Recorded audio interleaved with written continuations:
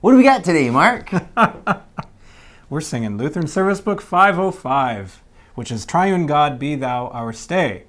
Or, if you're like us, it's actually God the Father be our stay, Jesus Christ be thou our stay, and Holy Spirit be our stay. I'm confused.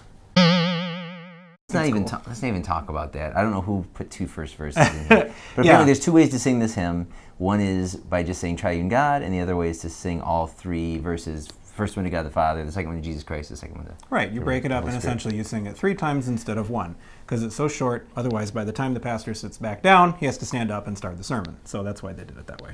Fair enough. So yeah, this is a short hymn, and it's a Luther hymn. And as with Luther wrote it. Luther wrote the text, right? And as is the case, I think with a lot of Luther hymns, they're very they're kind of like multi-purpose. You can use them for all kinds of stuff, but specifically, this would have been Like a Sunday school song. like a Sunday school song. Sure. Exactly. This is the We Sing cassette tape Bible song of 15 whatever. Deep and wide, deep and wide. The hymn itself and the tune, the combination together, it's I don't usually use this word to describe music, but it's kind of cute. It's kind of whimsical, right? It just kind of has this jovial little bounce to it. Oh, this is exciting. I've never sung it before. I couldn't tell you. From looking at the notes, I can't tell what the hymn sounds like. Sure. But I'm looking forward to singing it. So today, or this coming Sunday, what's our gospel lesson focus? Talking about being salt and being at peace with each other. I know that's the verse. This Sunday is, it ends with the temptation to sin. Right. Which is, Jesus says, if you cause one of these little ones to sin, better a millstone be hung around your neck. So this Sunday, the gospel lesson is Jesus says, his disciples see someone else casting out demons in his name. They're offended because they don't know who these guys are, or they're not on their team. He's an imposter. Yeah. So there's some difference between the disciples and these guys. Okay. And they resent the fact that they're casting out demons successfully, it sounds like, in Jesus' name. Interesting. And then Jesus replies, he says, he goes right from that, he rebukes the disciples and says basically, anyone who's not against us is for us, and anyone who even gives you a cup of cold water, welcome them, right? They're on your team. Right. And then he says, hey, by the way, anyone who causes someone else to sin, one of these little ones to sin, better for a millstone be wrapped around his neck. So you know how in the church we sometimes get to arguing about things? No, never.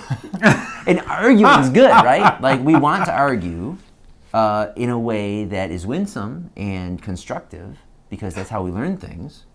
C.S. Lewis used to say, the greatest truths of theology came out of all those horrible medieval arguments and Renaissance arguments, Reformational arguments. But there's also parts where in our arguing we hurt people, are unkind, are unencouraging. We isolate them too. Right? And we divide the body. Right. And we say, no, you're not part of the body. They say, no, you're not part of the body. Yeah. And the hand says to the foot, I don't need you, to put it in Paul's terms. There we go. So I think this is what Jesus means when he says, look, you don't treat other people that way. Better a millstone be wrapped around your neck than you cause someone else to sin by the way that you discuss things, carry out business here in the church. So I think about this hymn and the second part of this verse after we, sort of invoke the Triune God. Let us put God's armor on, with all true Christians running our heavenly race and shunning the devil's wiles and cunning. That's it, man. I love all that rhyming, but that's what it is. It's not all of us stumbling over each other and getting all mad at each other because we don't like one another's sandbox. Right. That's the world's way. It is. That's the right. world's it way is. to say, no, I've got the right answer. And we say, no, Jesus has the right answer, and that's why he put you here, and that's why he put me here. Let's chat. Let's figure this out. Yeah. Let's hear. Let's and listen. Only then can we do our job. Yeah. Right? We can run. Let's right? pray. Yeah, that's right. So only then. So this is the nature of God, our Father, right? He didn't just sit out there somewhere judging us. That's, God the Father is over it all. He has the absolute truth. Right. But so that we can know this truth, he sends, second verse, his Son Jesus Christ. Yep.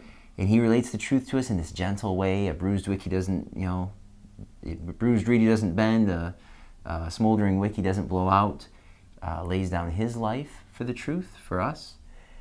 And then we now carry out that way of bringing people to truth, that gentle, compassionate Christian way, because of the Holy Spirit. So it's interesting, the opening line, right? Be our stay. In other words, be our peace, be our Right. rest as we go about this stuff. Yeah. Good hymn. I'm I like psyched. it. I am too. I'm looking forward to singing this too. I'll probably put a recording of this online just so that you can hear it and, get it in your ear before Sunday. We get to sing it 3 times, not just once. Come to both services, you can sing it 6 times. See you Sunday. See you there.